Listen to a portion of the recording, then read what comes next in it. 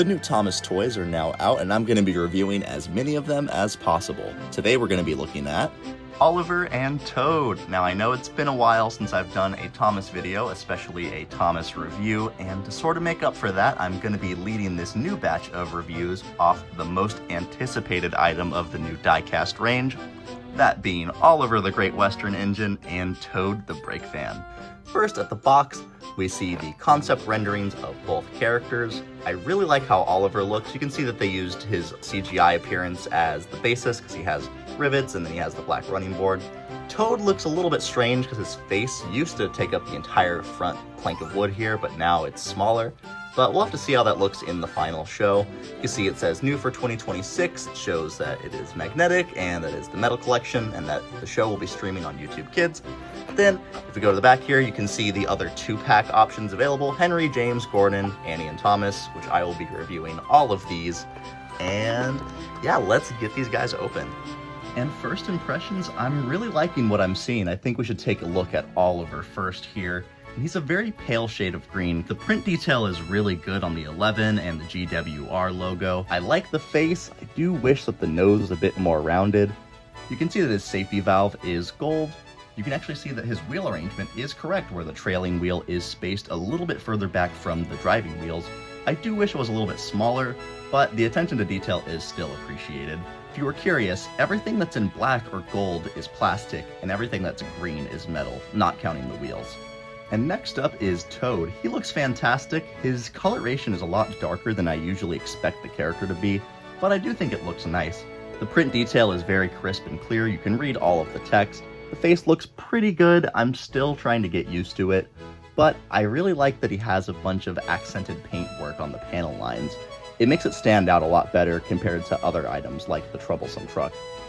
Here's the brand new 2026 Toad compared to the most recent diecast release. So if we compare them side by side, the new one is longer and it is taller. The magnets are compatible with each other. Old Toad, unfortunately, cannot connect in the correct orientation, so he's always going to be busy going backwards, if you will. But the new one does not have that issue whatsoever. He can actually attach, well, he can only go this way. But interestingly enough, the old Toad does work correctly on the new Oliver. In case you were curious, it does not work the wrong way. I don't know much about magnets, so I don't know how that is the case, but I think that's pretty fascinating. And now I think we should move on to the Oliver comparison. So, whoops, on the wrong track. This is the older Oliver based off of his CGI model, and then this is the new 2026 Oliver. And this new one is a lot better. I like the black running board, I like that he has the lamp, and you know, there's just more proportional stuff that's better. The cab is taller, the details are just a lot better overall. Now, I do like this shade of green, but again, both are based off different source material, so it's kind of an unfair comparison. There is a bit of extra detail right here, these little steps on the old one, and he also has lamp irons on the back. The new one does not have any of those details. That's really the only edge that I would give the old one over the new one. Speaking of old Olivers, here is a take-along Oliver in comparison, and I think this is a bit more of a fair fight. So you can see that proportionally, they're very similar. They have like the same amount of details. Ignore that this is the shiny one. I don't have a normal Oliver on standby at the moment. I think I do prefer this version. It is childhood bias, but also the smaller wheel, the stepladder, and the open cab. Those are just some fantastic details. And you know, the handrails and the lamp irons and the silver buffers, that is just nice. But, I'm not going to be too mean. I do adore the new Oliver. I've been very excited for him. I actually want to get one sealed in the box. And in case you were curious, this is how the new Toad looks compared to the old take-along Oliver. So the scale is a little... here's the brand new Oliver next to the All Engines Go version of Duck, since we're going to have to wait a little bit before we get our hands on the 2026 version.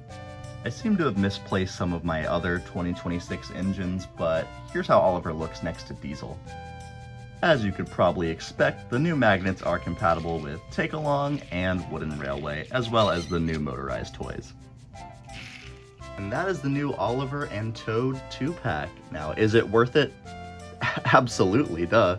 Now, I know a lot of people are really excited about this, and unfortunately, I think Oliver and Toad are, they're either 2 per case or 1 per case. So they're not super common, but they're not ridiculously rare. I don't know. I'm curious to see if this will be popular among kids, but too early to tell.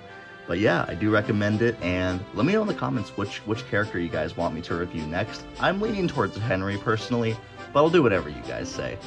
Thank you guys again on being patient for more Thomas videos, and I'll see you guys next time.